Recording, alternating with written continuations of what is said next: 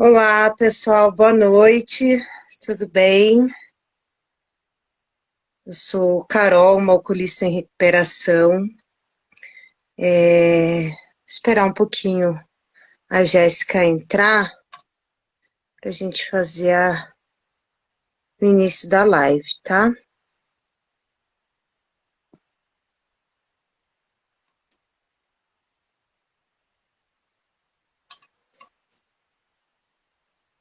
Obrigada, Isa. Me arrumei para vocês hoje, porque eu tava só o pó da gaita.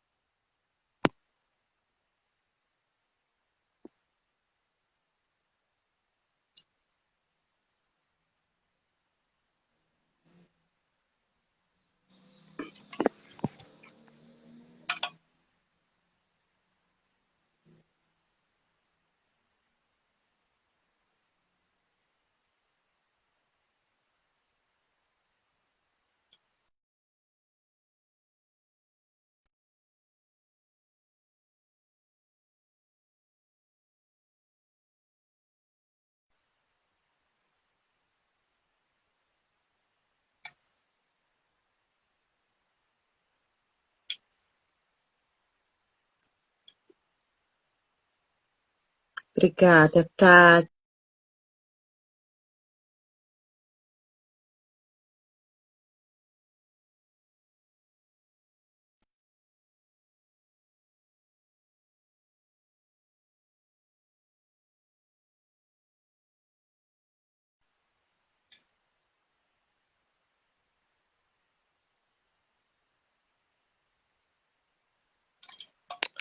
Vamos ver se vai agora. Aí, Agora foi. agora Boa foi. noite, gente. Boa noite. Então, pessoal, boa noite. Eu sou Carol, uma alcoolista em recuperação. Eu me identifico como uma mulher queer e hoje a gente está aqui para fazer essa live, né, no mês do orgulho LGBTQIA+, que é um assunto tão importante, tão necessário, ainda mais na sociedade que a gente vive hoje, né? E quem tá para fazer essa live comigo hoje é a Jéssica Esteves. A Gé, ela é uma voluntária na associação também. E a gente faz parte do grupo Arco-Íris, que é um grupo que trabalha com essa temática na F. Então, Gé, seja muito bem-vinda. E para a gente começar, eu queria que você falasse um pouquinho, se apresentasse, contasse, falasse um pouquinho de você para nós. Gente, boa noite, né? Eu sou a Jéssica, tô aqui no AF desde dezembro, né? Eu tenho 29 anos, eu sou uma mulher lésbica, estudante de terapia ocupacional, né? E voluntária hoje no AF, no Grupo Arco-Íris. Eu acho que pensando na minha história, né? Tanto na temática LGBT,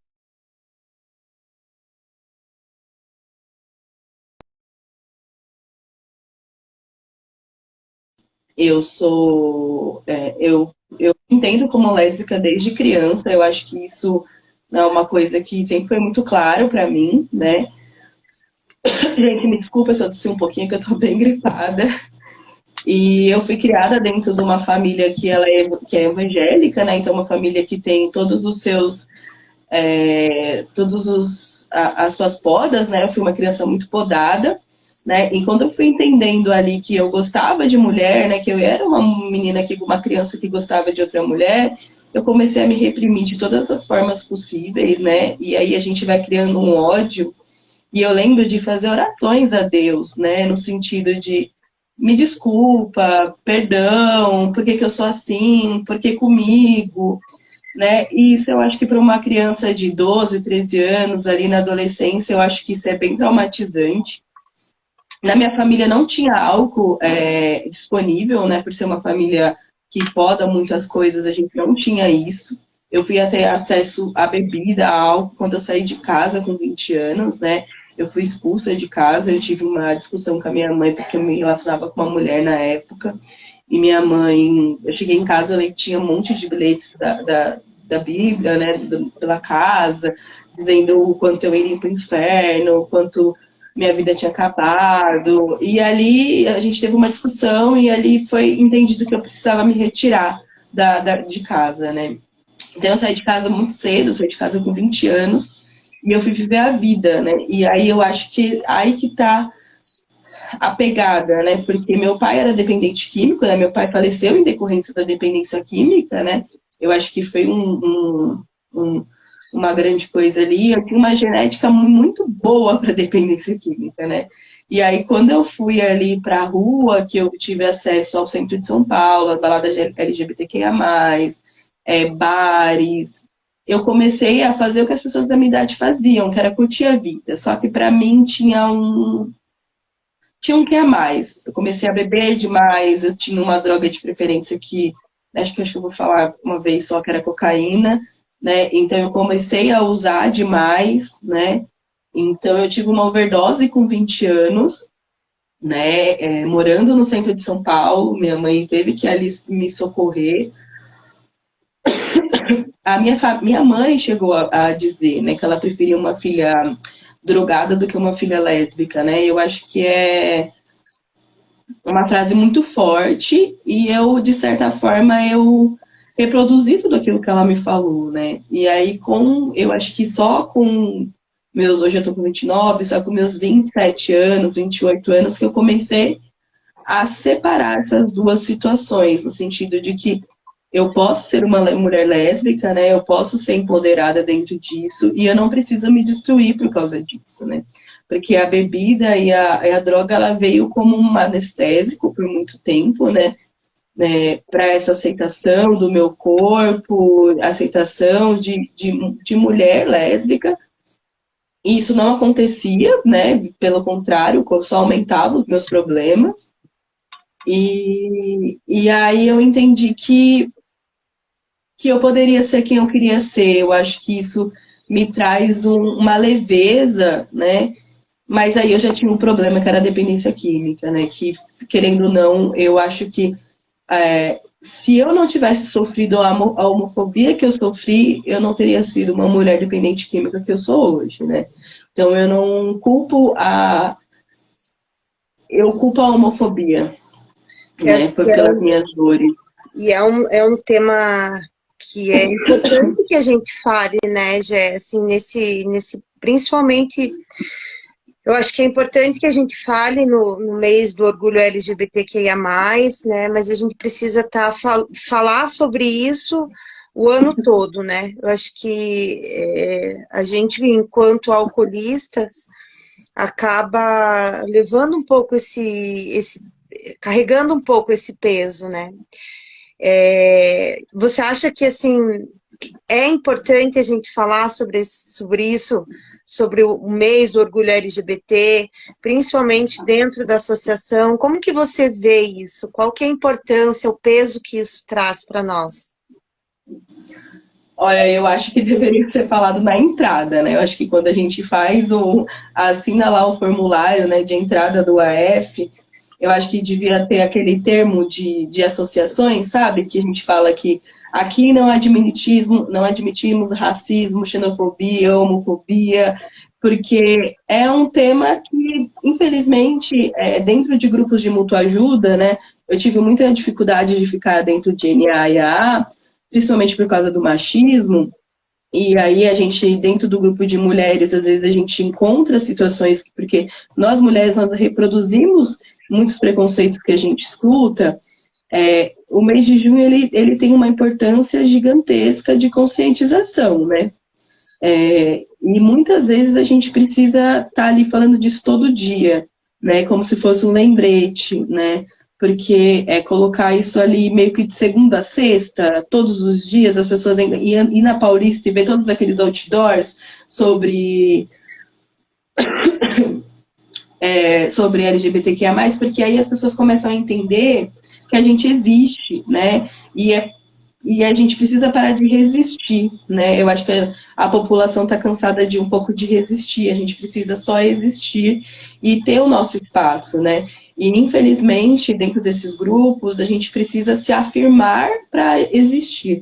Então, eu acho que junho é muito importante, né? Mas eu acho que deveria ter como se fosse políticas de boas condutas mesmo, né? Entendendo que certas coisas não serão admitidas dentro do grupo, né? A homofobia não será admitida, o racismo não será admitido, a xenofobia não será admitida, porque a gente trabalha com uma população, com o Brasil, né? E o Brasil é um país da diversidade. Isso é verdade. E são pontos muito, muito delicados, né?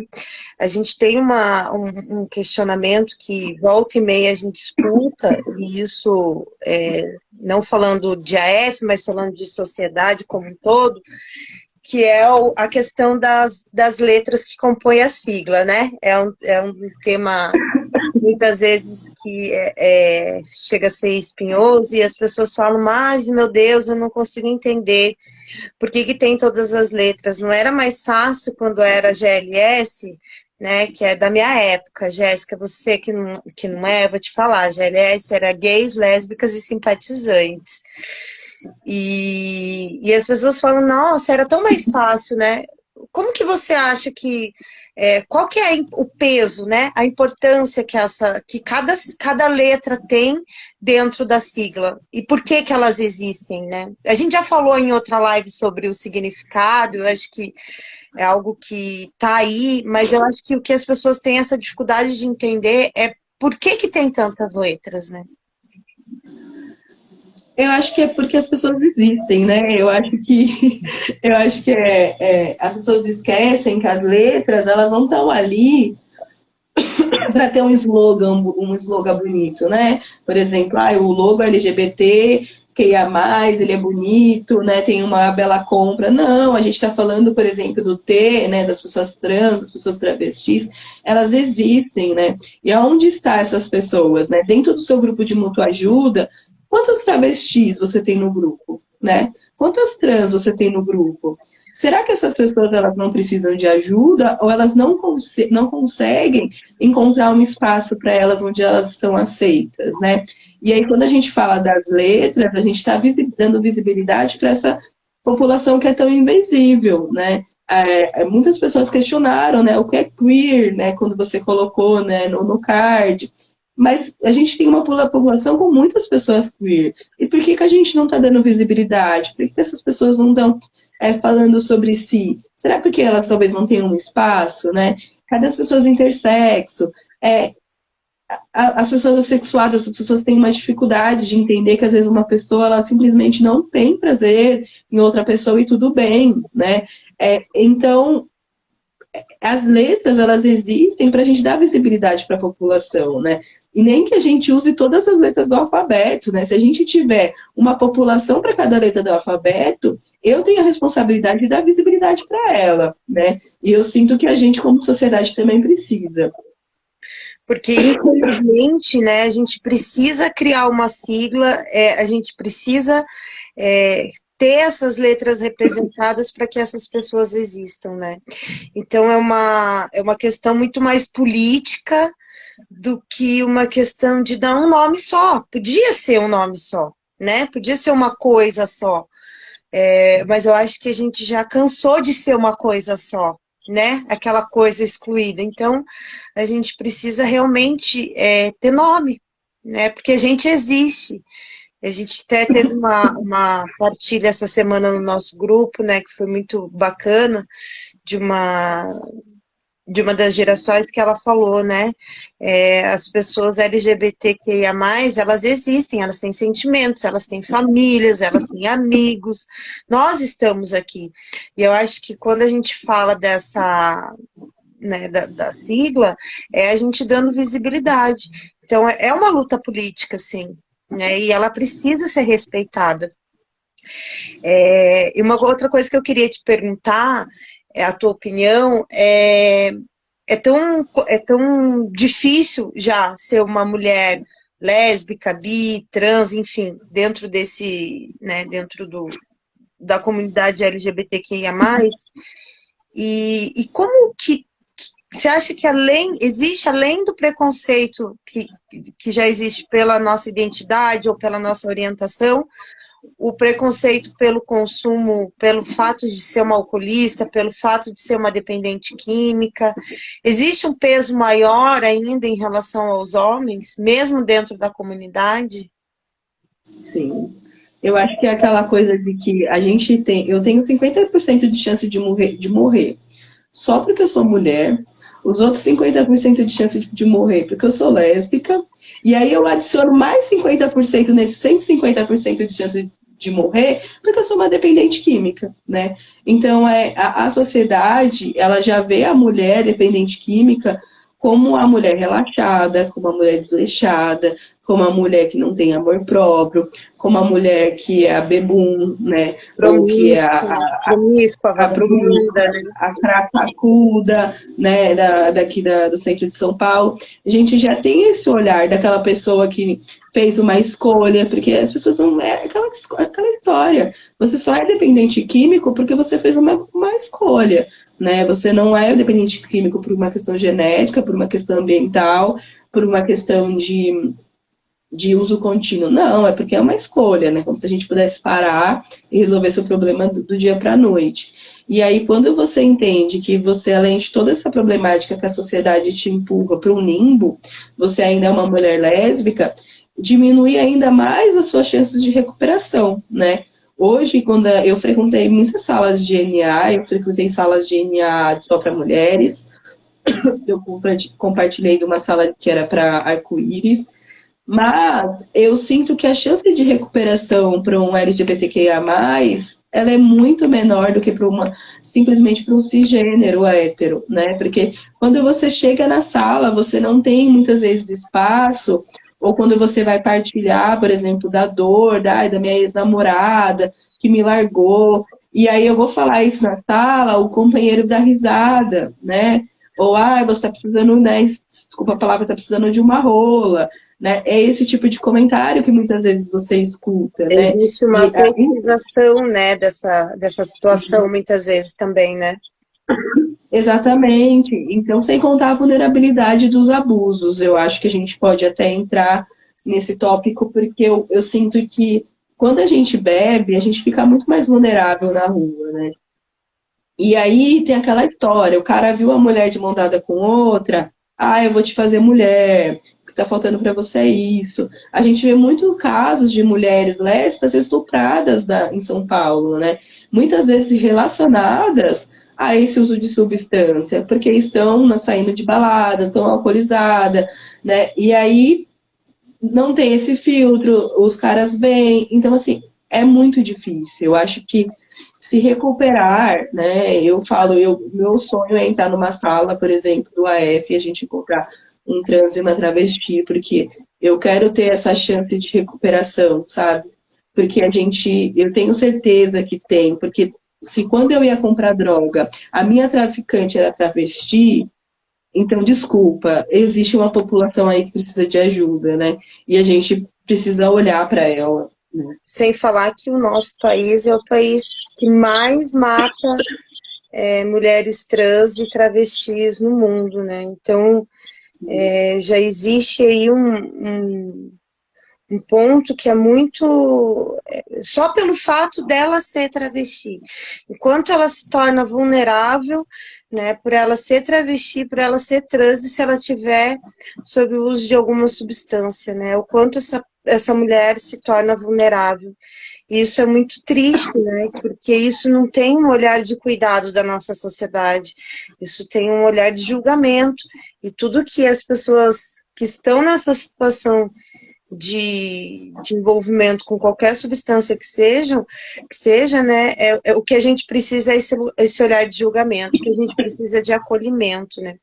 E você acha que o fato de você no teu caso, de você ser lésbica, teve alguma influência o seu alcoolismo? Você comentou alguma coisa no início, mas você acha que tem alguma influência? Então, para algumas, no meu caso, por exemplo, não foi isso que, digamos, desencadeou o meu alcoolismo. Eu acho que no decorrer da minha história de vida, teve sim um peso muito grande, porque em algum momento todas nós enfrentamos um determinado preconceito, um sentimento de culpa, um medo, né? Mas você acha que isso é um ponto que a gente precisa olhar com cuidado?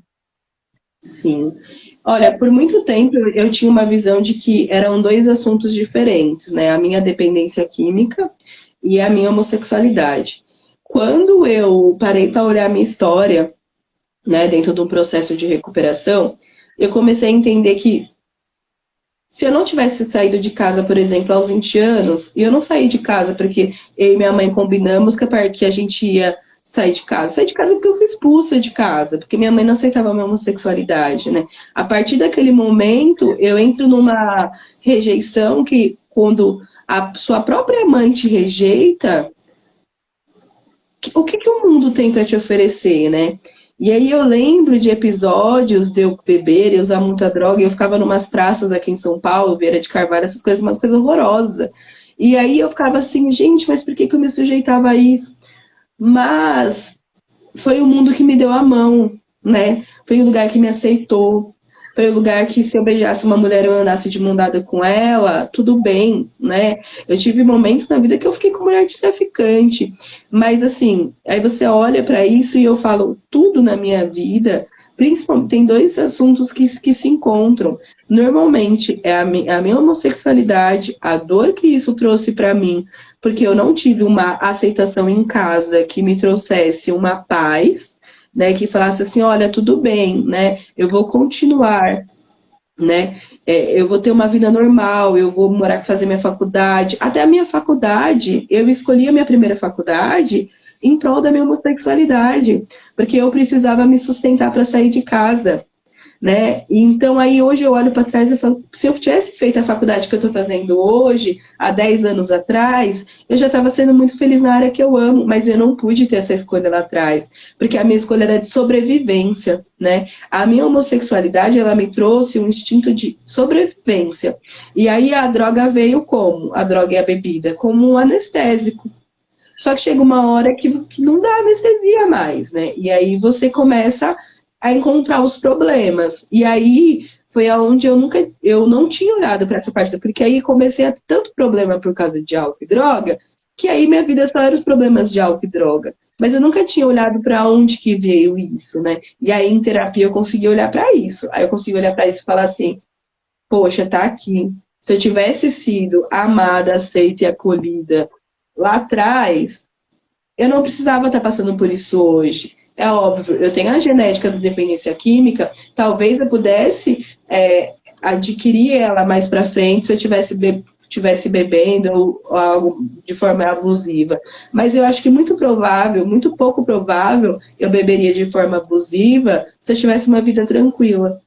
Né? Se eu não precisasse anestesiar os meus problemas, se eu tivesse aprendido de que tudo bem, sabe? Às vezes nem tudo, a gente vai ter frustrações na vida, né? Só que eu acho que a minha frustração naquele momento, por causa da homossexualidade, ela foi demais. Demais para uma menina de 18 anos, né? Que a família chegou a orar para pedir a morte, né? E às vezes, quando eu olho para esses detalhes, eu falo, cara, quanta coisa eu passei, sabe? Eu sobrevivi a muita coisa, né?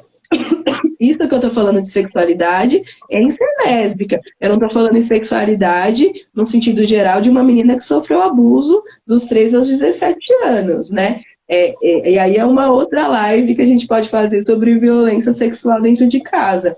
Mas eu passei por tudo isso, eu sobrevivi por muita coisa. E o álcool foi o quê? O álcool e a droga. Ele foi meu alicerce da sobrevivência. Só que teve uma hora que acabou, né? Não dava mais. Não tem como a gente sobreviver com algo que danifica a gente, né? Realmente é uma situação muito muito delicada, né, Jéssica? E como que foi esse teu processo de recuperação? Conta pra gente um pouco da tua trajetória.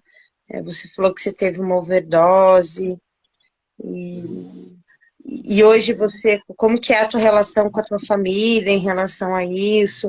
Eu acho que é importante a gente falar um pouco sobre isso, porque a gente espera, né, quando a gente faz as nossas lives, que esses sejam temas que sejam alcançados, que alcance, que tenham um alcance, né?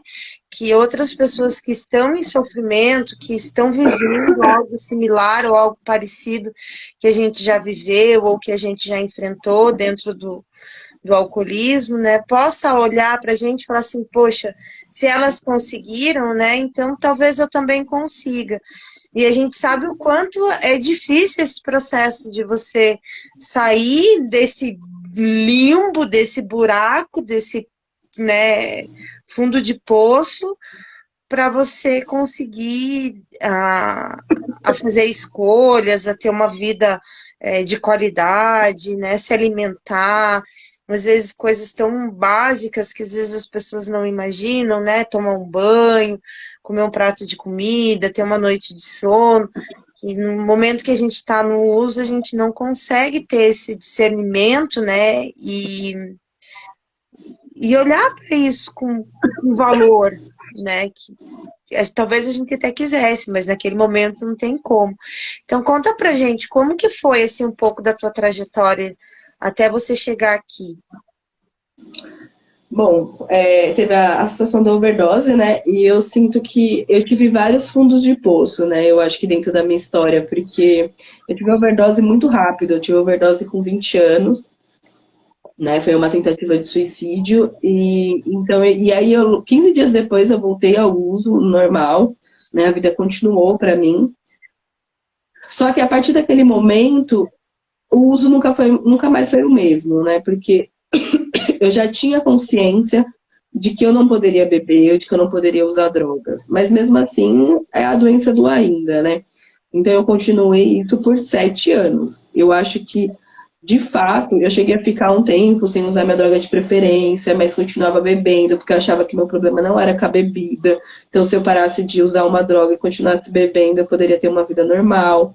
Eu acho que vocês brincam muito, né, com a minha idade, mas com 23, 24 anos é muito mais difícil, porque eu achava que eu estava curtindo a vida, né? É um absurdo, como que eu vou parar de beber, né? Sendo que as pessoas fazem isso, as pessoas vão para balada, as pessoas vão para churrasco. Só que eu era aquela pessoa do churrasco que não tinha o time que tinha que acabar, sabe? Eu continuava, né? Aquela que ficava com as pessoas, eu estava contando esses dias do aniversário que eu tive, que eu ficava com uma menina e acordei com outra. Lembro disso? Não lembro. Mas né, naquela época foi divertido, porque era jovem e não parecia que era uma doença, né? Hoje, olhando para trás, eu vejo tudo isso, eu falo, meu Deus, quanta adoecida eu estava, e as pessoas não reparavam, sem contar que eu pesava 30 quilos a menos. E não é uma questão de estética, era uma questão que minha droga de preferência, eu tirava fome, eu não me alimentava. Teve uma vez, né, falando dos fundos do poço, que eu tinha R$ 20, né, para passar, acho que os 10 próximos dias. R$ 10 eu comprei minha droga de preferência, no outro R$ 10 eu comprei 10 miojos. Eu passei 10 dias comendo miojo, né? E aí eu olho para isso e falo, meu Deus, como que eu passei por tudo isso, né? E eu não vi, as pessoas à minha volta não viram. Eu acho que a minha recuperação de fato começou quando eu tive uma pneumonia.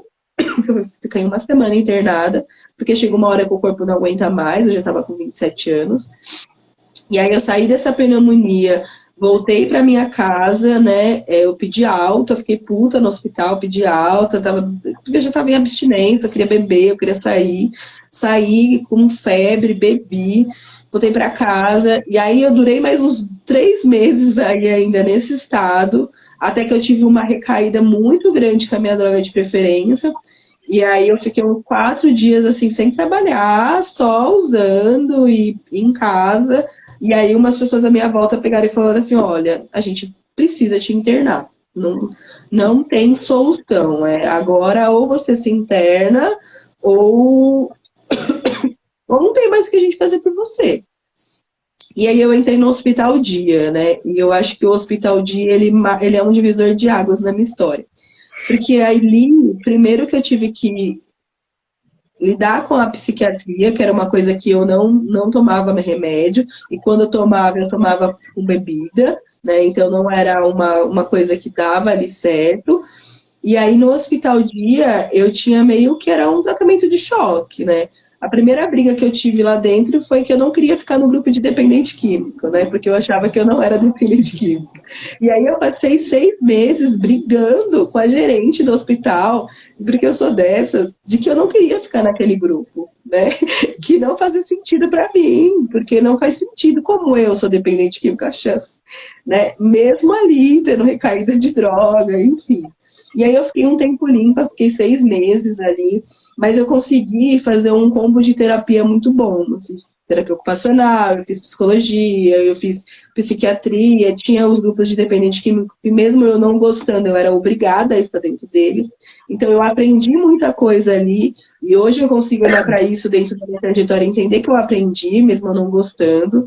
E aí eu saí do hospital, né, tive uma outra recaída, eu fiquei e voltei de novo, fiquei 13 dias internada e saí de novo porque eu pedi minha alta. E eu falei assim, eu não vou ficar aqui porque eu tô ótima. E aí eu parei no hospital de novo na pandemia, né? E aí foram esses últimos 2 anos que eu entendo que eu tô em recuperação há 2 anos. Eu estou em sobriedade há 5 meses e 20 dias. E aí, a partir desse momento, desculpa, gente, eu consegui ter autoconhecimento, né? E a terapia, eu falo, ali eu não participava de grupo de mútua ajuda ainda, apesar da terapia ser em grupo, eu tive condições de me entender, de olhar para minha história, de ver onde estão os meus problemas, e aí entender realmente que eu sou dependente química. Hoje eu falo isso com muita naturalidade, né? Esses dias até contei para minha chefe que eu sou dependente química, porque houve uma necessidade e eu entendo que faz parte da minha história, né? E aí, eu estava até conversando com uma amiga e eu falei, a partir do momento que eu entendo que eu sou dependente química, o resto é consequência, né? Eu consigo fazer tudo no meu dia a dia. Eu só não vou beber e só não vou usar droga. Eu vou ter frustração, mas eu só não vou beber e não vou usar droga. Ou na pandemia, quando eu fiquei muito mal, né? Que eu fiquei em casa, eu tive algumas eu cheguei a ficar 6 meses limpa, recair, fiquei 8 meses limpa, recair, 5 meses limpa, recair, agora tô de novo. E aí, eu tava em casa e as pessoas estavam muito preocupadas comigo, né? Porque eu tava bebendo todos os dias, uma das recaídas que eu tive. E aí eu decidi, né, já ligando essa história com a minha família, voltar a morar com a minha mãe, né? Porque minha mãe me ofereceu a casa dela para mim, me ofereceu ajuda. E porque no Hospital Dia, né, acho que é importante falar isso, tinha as reuniões familiares. Então a minha mãe era obrigada a ir até o hospital e participar das reuniões. Então a minha mãe fez uma relação muito boa com a psicóloga de lá. Então a minha mãe começou a entender algumas coisas, né? Outra coisa, eu cheguei na minha mãe e contei sobre o abuso que eu sofri. E aí minha mãe também começou a entender algumas escolhas que eu fiz na vida, né? A gente começou a trabalhar com transparência. Hoje a minha mãe, ela é minha melhor amiga, né? A gente se ajuda numa dimensão que às vezes, que nem hoje eu vou dormir fora de casa, eu sinto falta dela e eu sei que ela sente de mim, porque a gente se conectou de uma forma muito boa, a gente dá risada. Eu vou ser bem sincera com vocês, se eu aparecer com uma namorada amanhã, a minha mãe não vai fazer janta para ela. Não vai. Porque a minha mãe, ela é convicta com a história dela. Minha mãe tem 65 anos, minha mãe fez até a 4ª série, é de uma religião que é extremamente machista. Eu não posso exigir dela, né? E hoje eu também entendo isso, que eu não posso exigir da minha mãe uma coisa que ela não teve. Mas eu consigo ter da minha mãe hoje um amor que eu não tive lá atrás, né? Que às vezes eu chego do trabalho, da faculdade, eu chego meia-noite e meia, minha mãe tá acordada. E a gente conversa, eu conto como foi o dia, ela conta como foi o dia dela. Mas isso é uma construção da sobriedade também.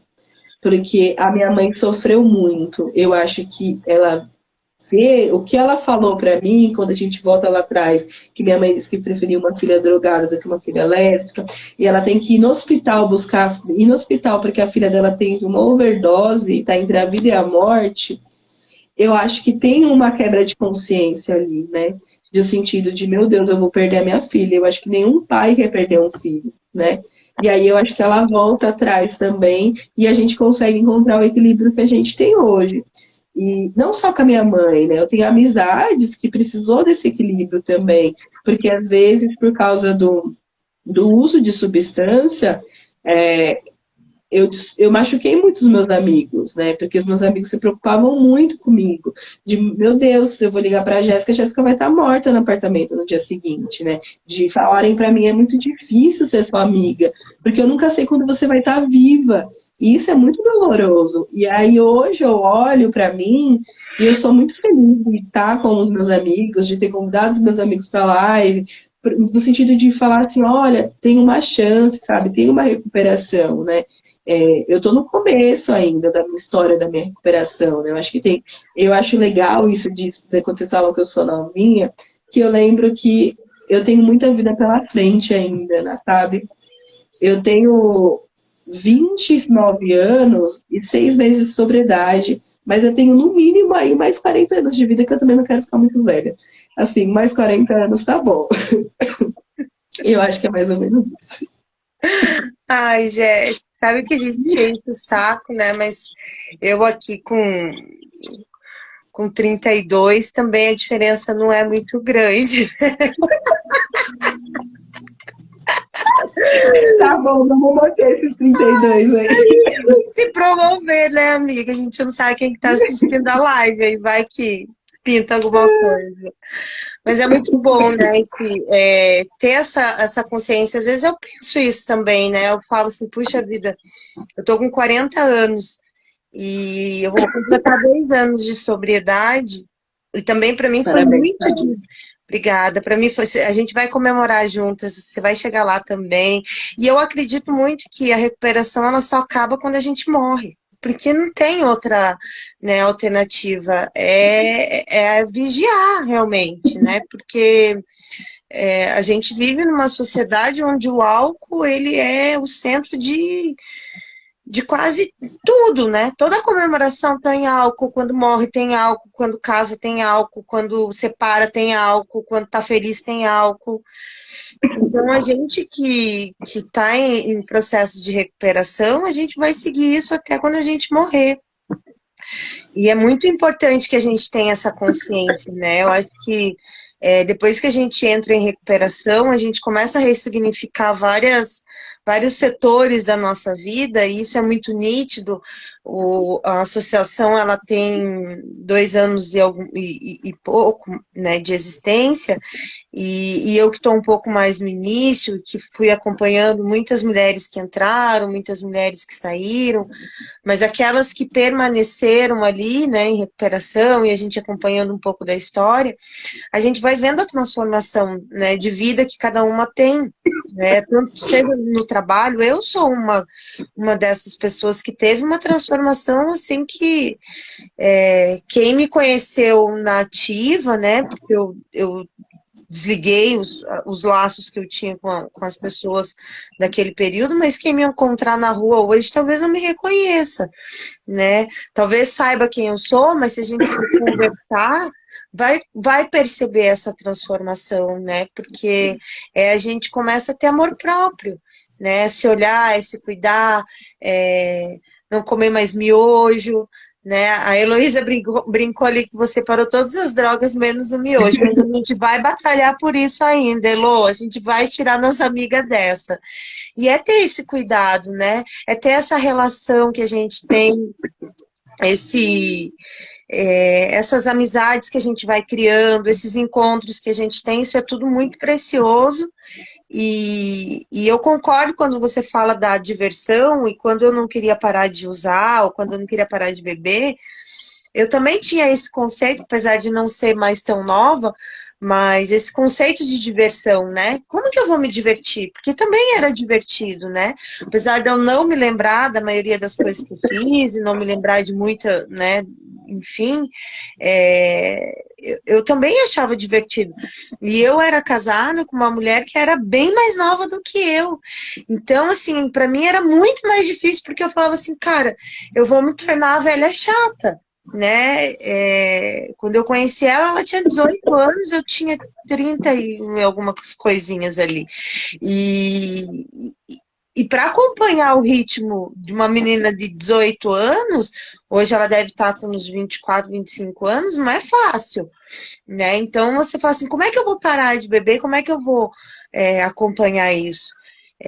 Mas hoje eu penso assim, cara, eu quero uma pessoa que a gente possa ter uma relação bacana, que a gente possa ter uma relação de construção, né, de amizade, de companheirismo, e que não tenha o álcool como algo central, e nem secundário, e nem terciário, nem nada, porque eu não quero nada com álcool dessa vez. E eu queria que você falasse um pouquinho sobre o nosso grupo Arco-Íris, né, o que ele é, para que ele serve, por que ele existe, a importância que tem esse grupo para nós, né? Eu acho que é um espaço muito nosso, um cantinho nas nossas reuniões, toda a relação que a gente desenvolve dentro do grupo é algo muito especial, né? Então, queria que você comentasse um pouco aí para quem não conhece, né? Porque às vezes tem muita mulher que está na F, mas que não sabe da existência do grupo Arco-Íris. Bom, eu cheguei no AF em dezembro do ano passado, né? E quando eu fiz o formulário, já perguntam, né, se você tem interesse em entrar no grupo LGBTQIA+. E aí a Eliette me chamou, acho que a gente não pode deixar de falar da Eliette, que está com a gente toda essa trajetória do grupo Arco-Íris, né? Nosso grande amor. E o grupo Arco-Íris, ele é muito especial, eu acho que para mim, no sentido de acolhimento, né? E não só acolhimento na questão da diversidade. É um grupo que ele é pouco movimentado, né? E eu acho que esse é o nosso grande desafio dentro do AF, é a movimentação desse grupo. E não só porque a gente quer as pessoas fofocando o dia todo naquele grupo, mas é que eu queria que as pessoas, eu vou usar um termo até engraçado, saíssem do armário, sabe? Se permitissem viver a sua própria sexualidade, né? E eu acho que até um convite que eu faço, a Camila, quando faz as nossas reuniões, né, a nossa psicóloga que acompanha, ela deixa muito livre as nossas reuniões do Arco-Íris para tirar dúvida. E eu tenho certeza que tem muitas mulheres assistindo a live, ou muitas mulheres que são do AF, que têm questões com a sexualidade, né? Que seja por uma dúvida, que seja por um medo, que seja por uma vontade, né? E isso, muitas vezes, esse desejo reprimido está atrelado à forma como você se anestesiava com a bebida, à forma como ainda você se sente incomodada com o seu corpo. Muitas vezes a gente acha que é uma situação estética e às vezes é uma questão de desejo, é uma questão de conhecer, de sentir prazer, né? E o Grupo Arco-Íris, ele tem essa abertura para isso, né? De eu chegar lá e falar exatamente aquilo que eu tenho vontade de falar sobre a minha sexualidade ou sobre o meu desejo na hora, ou quando a gente brinca, que a gente quer arrumar uma sugar mommy. Essa liberdade de falar de igual para igual. Eu acho que é isso que deixa o grupo especial, né? Eu ter essa liberdade de falar para as minhas iguais. Né? E ali dentro eu tenho mulheres que são iguais a mim, né? Que me acolheram quando eu cheguei no AF, né? Muitas vezes me colocaram num potinho aí do chaveirinho, mas que me acolheram e me colocaram e que me deram um espaço de fala, né? Então, quando eu começo a entrar dentro do Arco-Íris, eu começo a falar, eu começo a participar, a gente começa a ter troca, né? Foi até onde eu conheci a Carol. É diferenciado, né? Porque dentro do grupo de mútua ajuda, se a gente não tem um espaço de fala, né, qual o sentido desse grupo, né?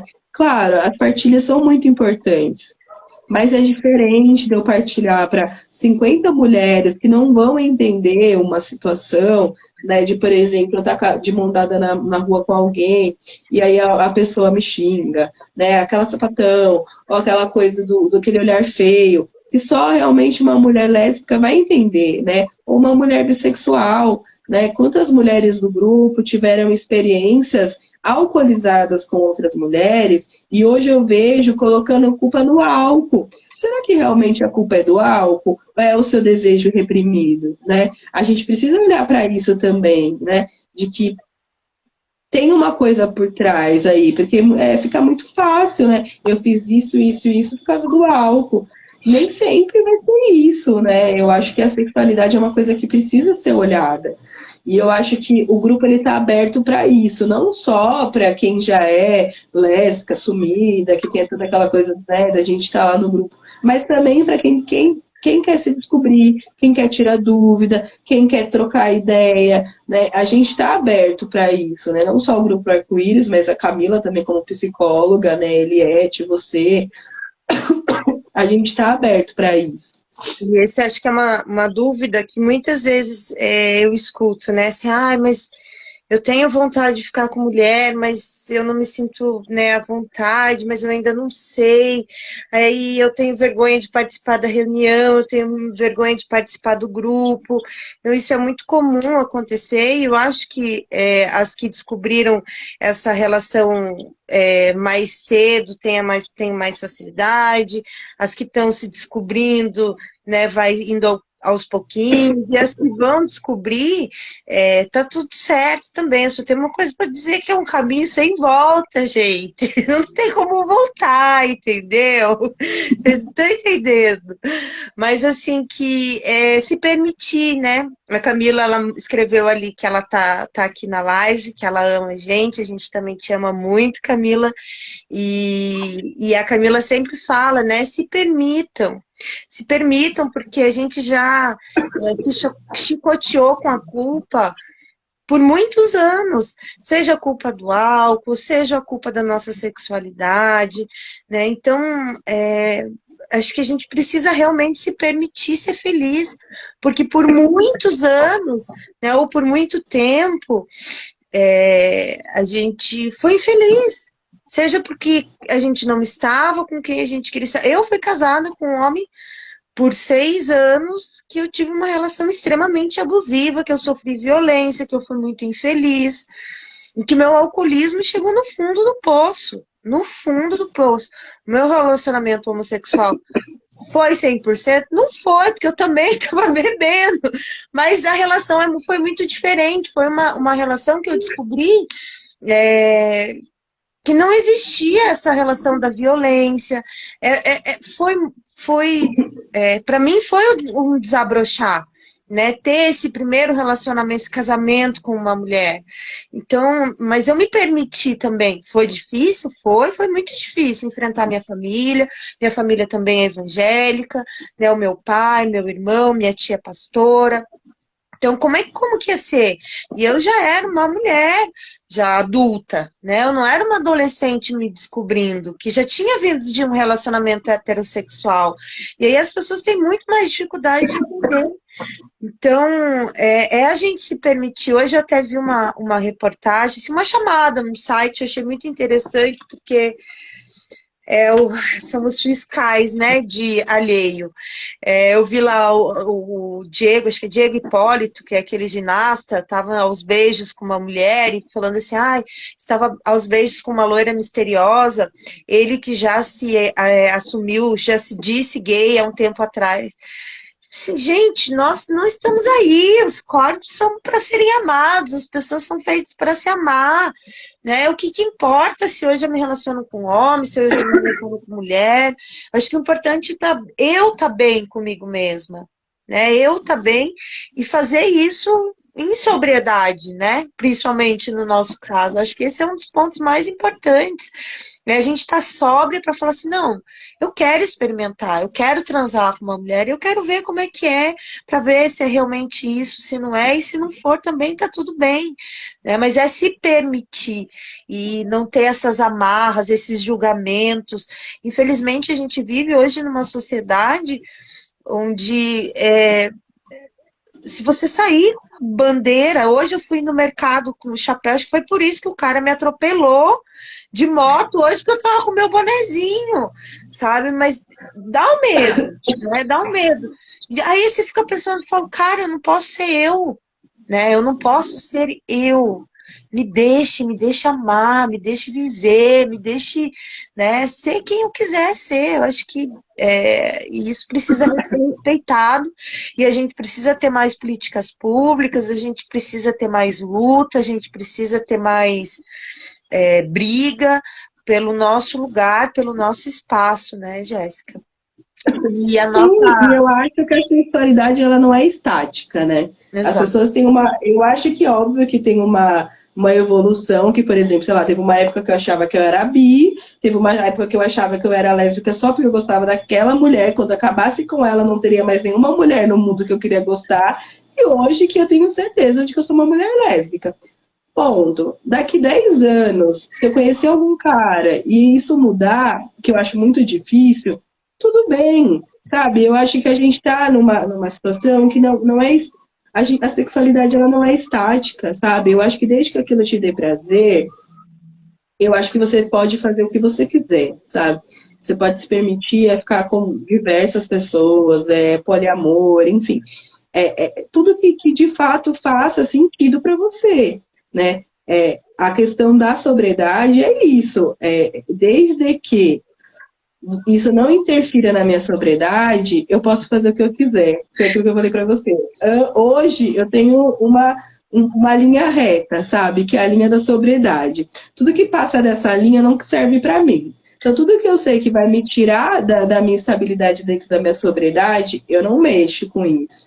Porque realmente eu tenho uma prioridade hoje. Qual a prioridade? Ficar limpa e dar conta da minha vida. Se eu não estou limpa, eu não dou conta nem de tomar café da manhã. Sim, com Que foi certeza. que a gente estava conversando. Eu aprendi a tomar café da manhã quando eu entrei no hospital dia. Porque Sim. aí me obrigaram a tomar café da manhã e falar assim, olha, você precisa, né, de uma refeição básica, né? E aí, voltando isso para a sexualidade, eu penso, eu posso ficar com quem eu quiser, sabe? As pessoas não precisam me pôr numa caixinha, sabe? Eu posso tudo, eu posso acordar, eu posso tomar café da manhã, eu posso ficar com uma mulher no almoço e um cara na janta, eu só não posso beber e usar droga. É verdade. E aí, quando você coloca essa meta, né, e eu vejo que as pessoas têm muito pudor, né, no sentido assim de, se eu falar que eu sou lésbica, eu preciso ser lésbica. Tem que ser a lésbica, funciona, a que vai ficar com mulher, a que vai coçar o saco, né, ponto. Ou, se eu vou ficar com o cara, eu tenho que ser a mulher hétero, a Carola, que tem que ser bonitinha e tal. Não, cara, às vezes a vida toda, a mulher vai casar, vai ter 2 filhos, e vai conhecer uma mulher, e aí vai se apaixonar, e eu acho que o que move a vida são paixões. Né? Hoje, para mim, o que está movendo a minha vida são paixões.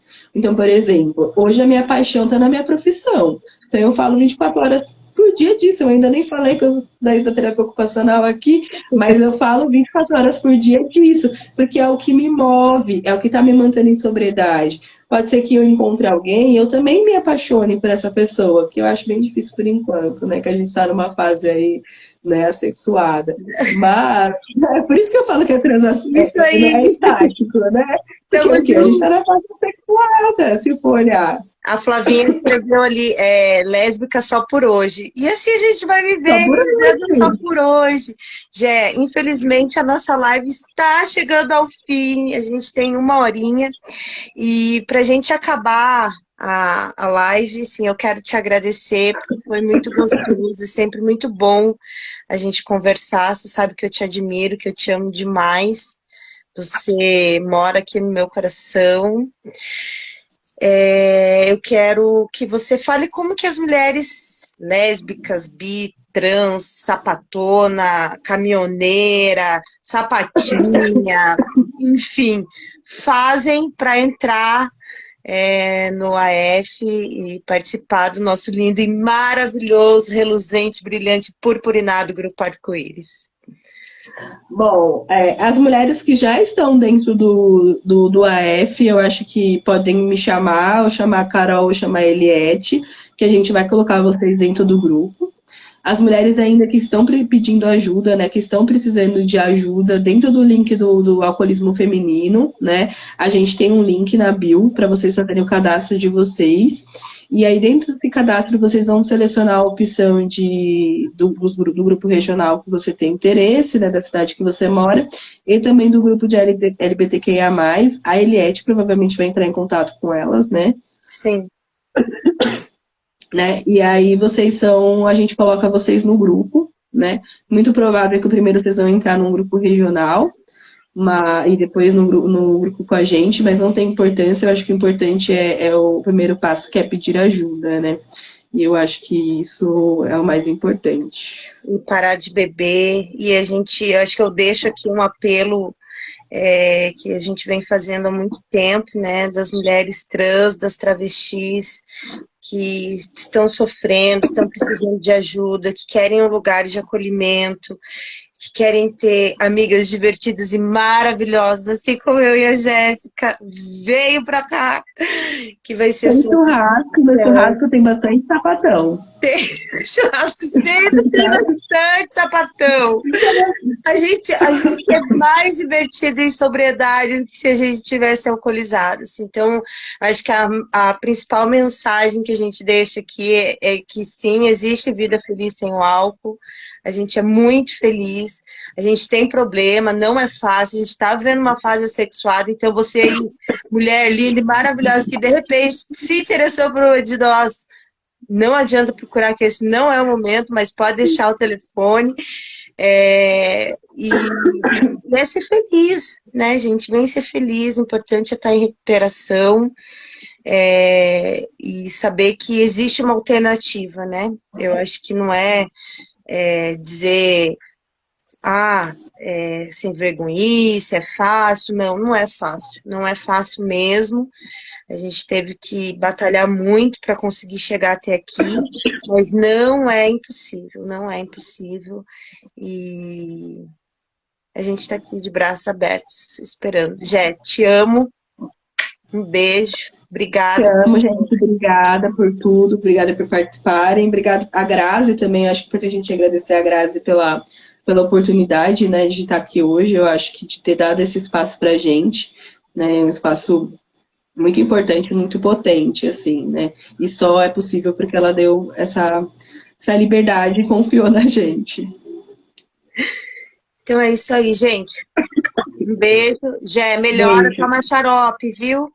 Se cuida. Tchau, gente. Boa noite. Tchau.